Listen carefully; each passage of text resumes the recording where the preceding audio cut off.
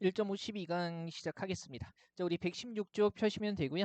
여기부터 이제 내용 적용이 이렇게 나와 있죠. 말 그대로 이제 제시문에 언급된 내용들 중에서 뭐 사례를 적용한다거나 아니면 유사한 관점이나 태도가 나타난 걸 찾는 거예요. 일단 전략을 보시면 제시문에서 언급된 내용들 중에서 선택지와 적용 영역이 동일하거나 유사한 것을 찾아내야 되는 거죠. 자, 이를테면 뒷받침하는 사례 같은 게 나왔을 때 설령 선택지 자체 내용이 맞는 내용이라 할지라도요, 제시문에서 연결되는 내용이 없다면 적절한 적용이라고 할 수가 없는 거죠. 그죠? 자, 1번 문제 바로 볼게요.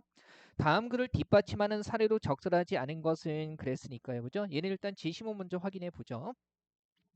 자, 훈민정음의 창제 원리는 훈민정음 해례에 상세히 기술되어 있다 쭉 나와 있고요. 그 다음에 이제 이 문단 보시면 훈민정음은 글자를 만든 원리가 매우 과학적이다. 말소리가 만들어지는 방식을 정확하게 글자의 모양으로 구현했다라는 거죠. 그래서 말소리가 만들어지는 방식을 글자 모양으로 뭐 있습니까? 4번 확인되네요. 그죠? 일단은 로마자는 글자 모양이 말소리가 만들어지는 방식과 관련이 없지만 한글의 미음, 니은, 시옷, 기역은 자 글자의 모양이 말소리가 만들어지는 방식과 밀접한 관련이 있다. 바로 확인되고요. 그 다음에 또한 훈민정음의 글자 모양은 현대 언어학에서 이야기하는 변별적인 자질, 즉 음성적 특성을 형성하였다. 소리의 위치나 특성이 비슷한 글자들은 모양도 유사하다라는 거죠. 그러면 이런 거잖아요. 소리의 위치나 특성이 비슷하다라는 게 바로 1번에서 얘기하고 있는 동일한 위치에서 나는 말소리의 유사성하고 관련이 되는 거죠. 그죠? 위치 특성이 비슷하다. 유사성 얘기하는 거고요. 그 다음에 모양도 유사하다 그랬으니까 모양에 반영되어 있다. 이렇게 얘기할 수가 있겠죠. 1번도 확인이 되고요. 그 다음에 더불어 음소 문자를 음절적으로 운용할 수 있도록 설계됐고 음절은 언어 인식의 기본 단위가 된다라는 거 해가지고요. 그러면 인식의 기본 단위가 음절이다. 음절 얘기하고 있는 게 뭐가 있나요? 그죠? 2번이네요. 영어 단어 마우스 같은 경우에 몇 개 음절인지 글자만 보고 알 수는 없지만 마우스라는 한글로 표기된 단어를 보면 자, 3개의 음절임이 바로 드러난다 해가지고요. 2번도 확인이 돼요. 3번 한번 보시면 우리가 물론 한국어의 특성을 배울 때요. 한번 보세요. 영어에서는 스트리트처럼 3개의 자음을 연달아 소리낼 수 있지만 한글에서는 젊고 갑도에서 부르시 3개의 자음을 연달아 소리낼 수 없다.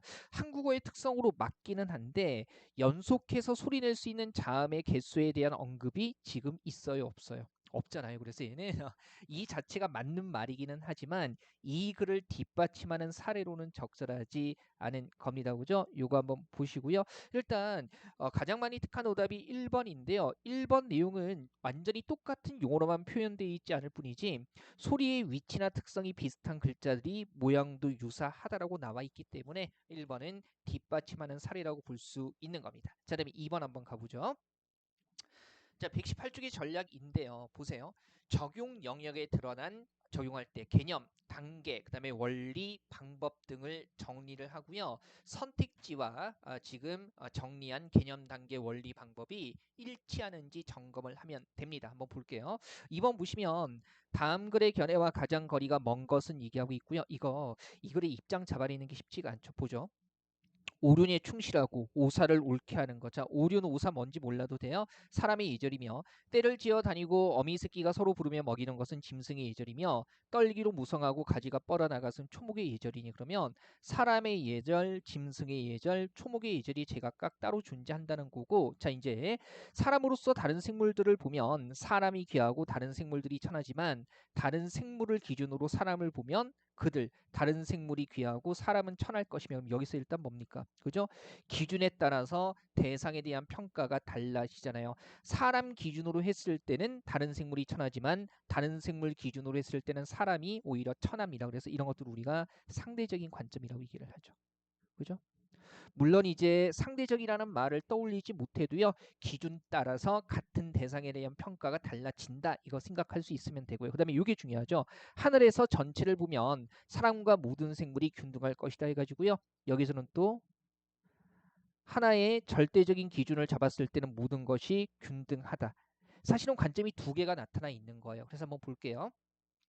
1번 보시면 기질로 말한다면 바르고 통하는 길을 얻은 것은 인이 되고 치우치고 막힌 길을 얻은 것은 물이 된다. 그래서 일단 그죠? 인과 물 나누고 있고요. 그다음에 바르고 통하는 가운데서 그죠? 인 가운데서도 맑고 순수하고 불순한 구분이 있고 여기서도 또 달라지고 치우치고 막힌 거 물 가운데서도 통하기도 하고 막히기도 하는 차이가 있다. 여기서도 달라지는 거네요. 그래서 1번은요.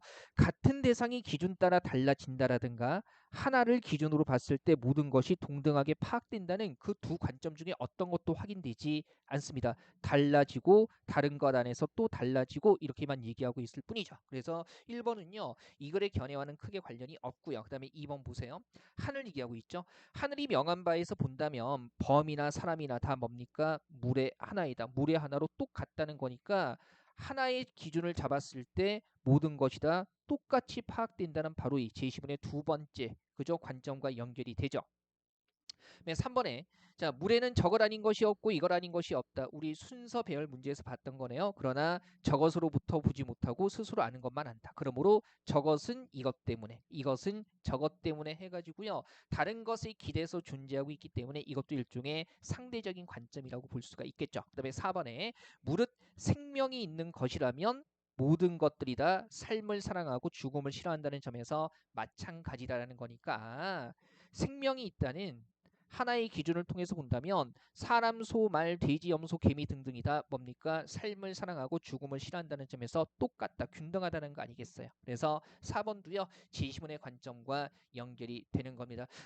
선택지 4번을 그죠? 가장 많이 택하셨는데요. 이런 거죠. 여기서는요. 지금 글쓴이의 견해 그리고 관점을 묻는 거기 때문에 하늘이라는 말이 직접 언급되지 않아도 어떤 하나를 기준으로 잡았을 때 모든 것들이 균등하게 파악된다는 것은 관점상의 유사성이 있는 겁니다. 그래서 4번도요. 글쓴이의 견해에 가깝다고 얘기할 수 있는 거죠. 그죠? 확인하시고요. 자, 이제 구체적인 문제로 가보죠. 자, 하버마스 주장에 부합하는 사례 이렇게 얘기를 하고 있고요. 얘는 선택지 뭐죠? 자, 살롱문화. 특정 사회계층에 대한 비판적인 토론이 허용되지 않았다. 그러면 살롱문화와 비판 봐야겠네요. 그다음에 이번에 인터넷의 발달과 보급, 상업적 광고뿐만 아니라 공익광고 증가시켰다. 상업광고도 증가시키고 공익광고도 증가시켰는지 이거 한번 봐야 될 거고요. 그죠? 자, 그다음에 계속 가보죠. 3번 보면 글로벌 미디어가 발달하더라도 국제사회의 공공 영역은 공허해지지 않는다라고 얘기하고 있고요. 그다음에 4번에 자 수익성 위주의 미디어 플랫폼 콘텐츠가 많아지면서 민주적 토론이 감소되었다. 일단 좀 확인해보죠. 1문단에서요. 둘째 줄부터. 자 하버마스에게 공공 영역은 일반적 쟁점에 대한 토론과 의견을 형성하는 공공 토론의 민주적 장으로서의 역할을 한다. 자, 일단 여기서 확인되는 것은요. 공공 영역이 그냥 이렇게 표현하죠. 공공 토론의 민주적 장이다. 토론이 일단 확인되는데 살롱 얘기가 아직 그죠? 확인되지 않았어요. 자, 3문단 첫째 줄 보죠. 그죠? 3문단 첫째 줄 넘어가기 전에 2문단 잠깐 보시면요. 같이 보죠. 책으로. 하버마스는 17세기와 18세기 유럽 도시의 살롱에서 공공 영역을 찾았고 그다음에 살롱 토론 문화에 소수의 사람들이 참여하기는 했지만 민주주의 발전에 중요한 역할을 했다. 그럼 이런 거잖아요. 2문단에 따르면 바로 살롱에서 뭡니까? 공공 영역을 찾았다. 그러면 살롱이 뭐가 됐다는 겁니까? 공공토론의 민주적 장이 됐다고 얘기를 하고 있는 거기 때문에 여기에서 토론이 허용되지 않았다라는 것은 뭐예요? 틀린 거라고 생각할 수가 있겠죠. 그 다음에 3문단 첫째 줄 한번 가볼게요. 3문단 첫째 줄. 그러나 하버마스에 따르면 현대 사회에서 민주적인 토론은 문화 산업의 발달과 함께 퇴보했다. 이 민주적인 토론이 바로 뭡니까? 공공 영역이죠. 1문단에서 언급하고 있잖아요. 그죠? 그다음에 대중 매체와 대중 오락의 보급은 공공 영역이 공허해지는 원인으로 작용했다. 잘 보세요. 대중 매체가 바로 일종의 뭐가 되는 거예요? 미디어죠. 그래서 미디어가 보급된다라는 것은요. 미디어가 뭡니까? 예, 퍼져 나간다는 얘기니까. 그러면 3번하고 연결했을 때 미디어가 발달을 하더라도 공공 영역이 공허해지지 않는다. 대중 매체의 보급에 따라 공공 영역이 공허해진다고 얘기를 하고 있기 때문에 공허해지지 않는다고 말할 수는 없을 겁니다. 그다음에 미디어가 점차 상업화되면서 그죠? 대중 매체와 대중 오락이 보급되면서 상업화되고 공공 영역이 침식당한다 그랬으니까 3번이 틀렸다는 게 다시 한번 확인이 되는 거고요. 그다음에 상업화된 미디어는 광고 수입에 기대어 높은 시청률과 수익을 부정하는 콘텐츠 제작만을 선호하게 되고 그 결과 공적 주체에 대한 시민들의 논의와 소통의 장이 줄어들어 결과적으로 공공 영역이 축소되었다. 자 보세요.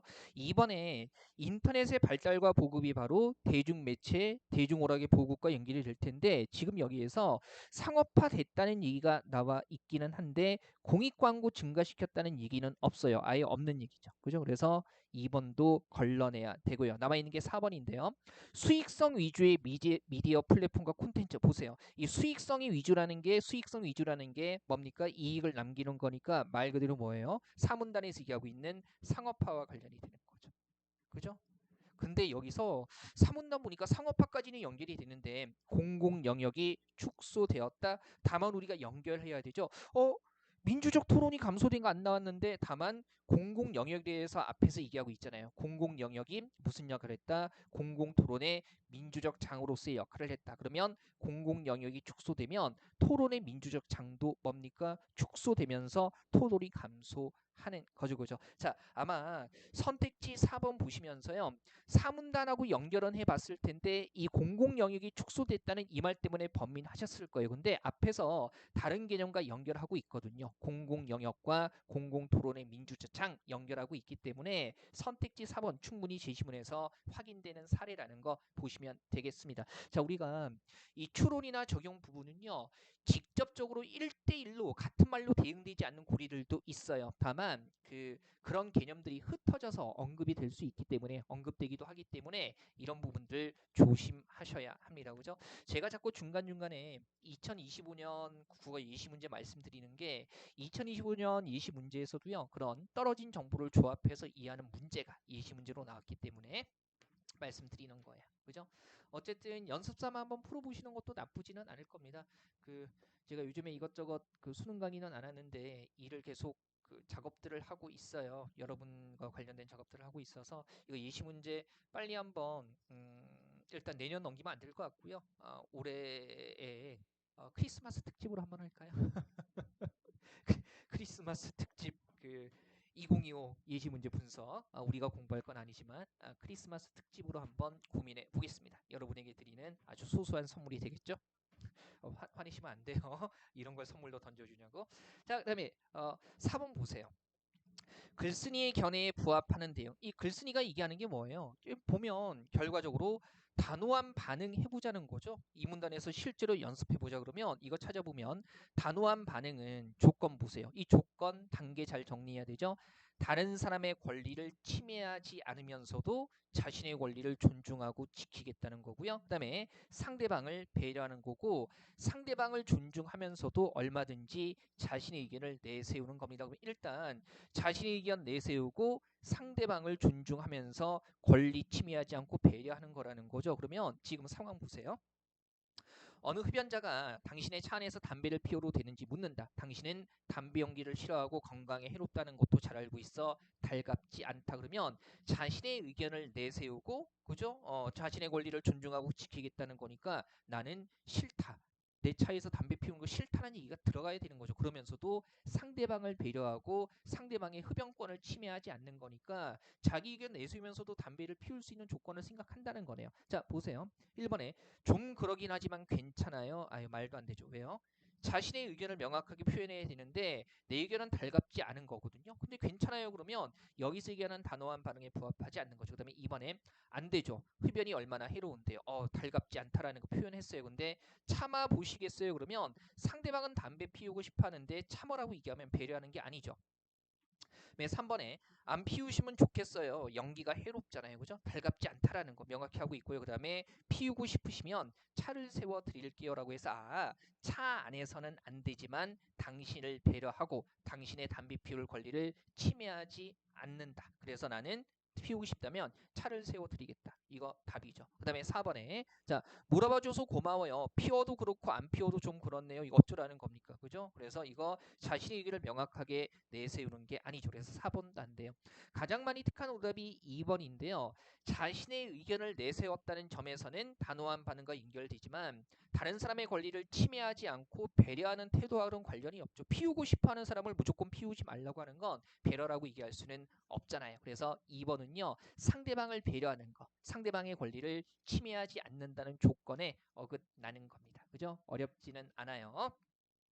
자, 우리 5번까지 볼 거예요. 11, 12강이 좀 길었죠? 저 5번까지 볼 거고요. 자, 밑줄친 부분과 유사한 속성을 지닌 현대인의 삶의 태도. 이건 되게 쉬워요. 일단 볼게요. 밑줄친 부분이 그죠? 자신에게 주어진 자유로부터 도피하려는 경향을 보인다라고 해가지고 그죠? 예, 에리 프롬의 Escape of Freedom이라는 그래서 그죠? 따온 거네요. 오, 그죠? 예, 이게 원체 그 옛날 그 수능 지문이라든가 공무원 국어 시험에 원치 자유로부터의 도피가 많이 인용이 됐었습니다. 그죠? 예, 제가 꼼지락거려서 죄송해요. 모기가 있나? 요즘 갑자기 또 며칠 날이 따뜻해가지고 겨울답지 않게 그죠? 아 그래도 막 그 눈 막 쌓이고 이런 것보다는 낫죠. 이거 공부하는 우리들은 돌아다니면 힘들어요. 그죠? 예, 그래서 어쨌든 건강을 유의하시고 예, 다 긁었어요. 죄송합니다. 안 씻어서 긁은 거 아닙니다. 오해하지 마시고. 자, 그러면 여기서 자신에게 주어진 자유로부터 도피하려는 경향이 정확히 무엇인지 파악을 해야 될 텐데, 근데 그중 하나라고 해가지고요. 하나만 얘기하는 게 여러 가지라는 거네요. 자, 복종을 전제로 하는 권위주의 양태인데, 이는 개인적 자해의 독립을 포기하고 자기 이외의 어떤 존재의 독립 포기하고 종속되고자 하는 것. 그 다음에 사라진 1차적 속박 대신에 2차적 속박을 추구하는 양상을 띈다. 나를 포기하고 다른 거 그냥 일방적으로 따라가는 거네요. 그리고 이것은 때로 상대방을 자신에게 복종시킴으로써 내가 종속되는 것도 있지만 상대방을 복종시키는 것도 이거래요. 그러면 보세요. 심리적 안정과 만족을 얻으려는 형태로 나타나기도 한다. 일견 대립적으로 보이는 이 두 형태는 불안감과 고독감으로부터 벗어나기 위한 권위주의적 양상이라는 점에서는 동일한 것이라. 그럼 뭐예요? 종속되거나 나를 포기하고 종속되거나 아니면 뭡니까? 다른 타인을 뭐예요? 복종시키는 거. 그죠? 요거 둘 중에 하나여야 되네요. 그죠? 그래서 보면 사실은 1번과 4번은요. 종속되거나 타인을 복종시키는 거하고 아무 관련 없습니다. 뭐 개인의 이익과 행복을 추구하는 거나 뭐 취미 활동 통해서 얻는 삶의 즐거움을 중시하는 거 선택지가 더럽게 매력이 없죠. 그죠? 1번, 4번은 확 버릴 수 있어야 되고요. 다만 2번과 3번이 살짝 고민되는데요. 2번 보시면 자, 집안에서 어떤 일을 결정할 때 부모나 어른의 의견보다는 아이들의 요구를 조심해야 되죠.